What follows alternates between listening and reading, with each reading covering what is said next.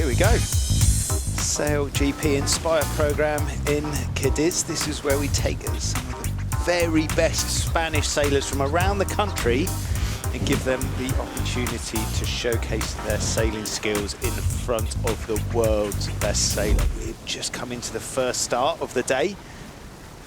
And the gun goes. Looks light, Stevie. Not enough wind for these WASZPs, these very lightweight foiling machines, to get on the foil, but the boat that's standing out there is boat number 4. That's right, reaching start, just like in the SailGP racing we'll see later on, and we see there out in the lead, boat number 4.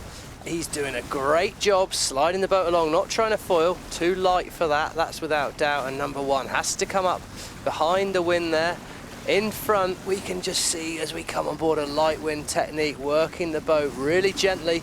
Light winds here in Cádiz. WASZP, that was there, just clearly giving the crowd what they wanted to see out there, and he was just waving goodbye to his opposition, it appears, because he's jumped out in front. Nice jibe by the second place boat, boat number 1. Big moniker to carry on your sail there with the number 1. It's tight though, rounding that first jibe mark. Boats 2, 3, jibing close. Can they pop the battens? No, they can't. These light winds, it's proving tricky to get the WASZPs going. Shame not to see them foiling, but these are a great pathway boat, and WASZP doing a fantastic job there. It looks quite mobile. So we've obviously got 50% males and females racing here today, as it should be, which is great. And this was the CV that popped out to me. He is 420 European and world champion, and we know the 420 is a feeder class into the Olympic class, the 470. So he's probably got his eyes going to Paris in 2024, to the Olympics, and probably nicking that Spanish 470 spot. But he's got some to get round to get there, hasn't he, Stevie? He's got Jordi Zama, bronze medalist in Tokyo, to get past. Interesting to see WASZP there, not wearing any boots.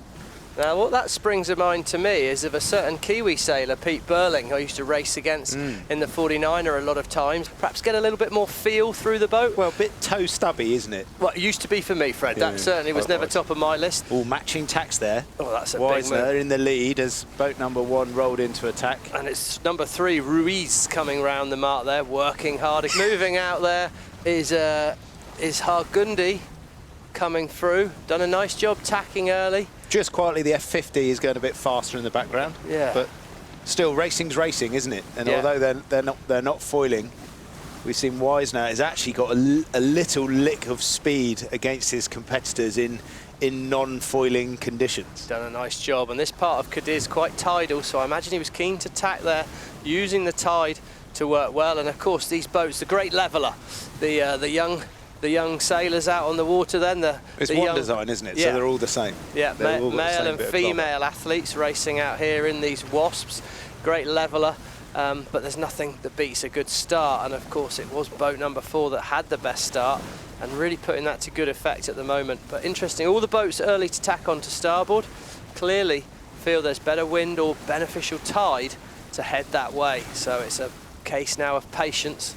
Working hard there, WASZP seems to be quite active on his feet. Yeah, just every time a little puff comes on, he moves his weight outboard, as we can see, and counterbalances the added pressure in the sail, and that converts into boat speed. So every time he slides his hips outboard, he goes a little bit faster. Nice batten pop there. We talk about the wing pop on the F50 and the crucial timing of the wing pop, and that was a really nice batten pop. Let's see if WASZP can do the same. Oh. Ooh. Very aggressive back pop. He used his boom to pop the We can mainsail see there. why. He tacked there, Fred, right lined up for the mark, and he tacks directly in front, hoping to take the wing. Slammed in his face, I believe. Slam dunk the funk, that was, I think. Yeah, absolutely right in your face there, and he's using that to good effect. Look at the speed difference as he jumps away. Now, what I'm looking forward to here, Stevie, is we've gone... Oh, he's giving it a bit again. God, he's not waving this time. Mate, you haven't finished yet. Yeah, Get across the line, young lad. WASZP, he's certainly a bit wise-minded, that young lad, isn't he? Isn't he just? But what we've seen so far in the Inspire programme, which is, yes... Oh, it's tight at the mark there. That big tack in there by boat number 3. What a moment in the sport there. He's dived inside. Ooh, and he's put the other lad back onto starboard. Yeah, he's used every ounce of speed to get in there and get round. Brilliant job in front of this Cádiz shoreline. And Stevie, what we like to see is quite a long reach to the finish here. We've gone out on a reach, down to a leeward gate, back upwind and into a reach to the finish. We like our celebrations in the Inspire programme, We do, but to be fair, Wisner's been giving it some since the very off here, Freddie, if you remember. A real show pony. He's been celebrating since we started. Haven't got a problem with that myself. No. Well, no, that new haircut you got yourself this morning, Fred. Yeah. Iceman. He's done all his bantering beforehand, by the look of it. Don't be surprised to see one of those spectacular Wisner waves in the next few moments as he comes back. There he is. Wave. He is Iceman there, isn't he? Oh, yeah. Do you know what he's actually doing? He's watching the F50s last round. He is. Which is fair enough when you've got a lead like he had. I'm not sure if anyone would hear the banter. He was that far ahead. Yeah. That's the thing. Yeah. He was gone, wasn't he? Yeah. Boat number 3, Ruiz. What a comeback. Great work by Ruiz Good there work on of the that win with upwind. Mark, wasn't it, to sneak inside? He's Campeón de España 420, Spanish 420 champion with my limited Spanish knowledge, I would say that means. And so another expert, big country for 420 sailing, but trying to embrace foiling culture, which is the future, really.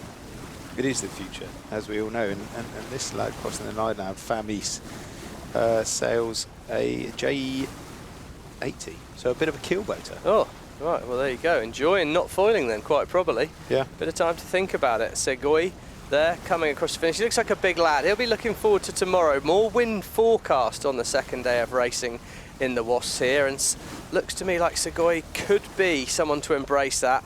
Bit more power, a bit more of a Freddie Carr build athlete. He's a lever. He's a classic lever. He wants to sail in race in SailGP for the Spanish and then win the America's Cup for Spain. So, yeah, why not get after it? Absolutely. Here we go, coming across the finish line here. It's all tight here. A couple of the female athletes coming across the finish line. He's done a nice job of clothing things up there. Barro Garcia coming across the line there. Boat number 7 on the back. And she's been fast in this race. She didn't have the best start, but very encouraging with the boat speed she got out to charge back into the race. That is for sure. Under 16 European champion in the 29er. And we know that's another stepping stone class into the Olympic class, the 49er FX for the girls. So this WASZP class, Stevie, you could say it's a proving ground to go into the Moth, although the Moth is very expensive, but it is an affordable step to sail your 29ers and your 420s, and you can also go foiling in these fantastic WASPs, which are affordable. They are very affordable, very attainable, but SailGP making sure we bring this high-level racing to give that pathway. And of course, there's more than just sailing in SailGP. I think that's one thing that's interesting with this Inspire programme. There's the boat builders, there's the shore crew, and sailing these boats give you an idea to understand the technology involved in foiling boats. It gives that sailors that all-round information, as we see there. We see Perella, oh, the sun on it, Mora, they're coming in, boat number 8, and she's a Campeonel del Mundo de 420 under 17, so an under 17 420 and world and European champion. That's pretty good, isn't it? That's pretty good there. She just had a bad start in this race. Again, tall looking lady, could well come into her own tomorrow with a little bit more breeze, get that leverage working on her side, sitting out hard, and when she's foiling, I expect a very different performance from Perella Mora tomorrow. And Stevie, you were saying the Inspire programme's not all about the racing here today. These young athletes would have been all around SailGP today, looking at every aspect into the tech tents, obviously getting talk around sustainability, which is part and parcel of SailGP. So it's a big day, and it doesn't just evolve around the on-the-water racing. No, absolutely. SailGP is huge. The opportunities in the marine industry and the sailing industry. And it's important we do inspire these future generations to bring it, and what a way to do that out the water here in front of that Spanish Armada we can see in the background ahead of the SailGP racing.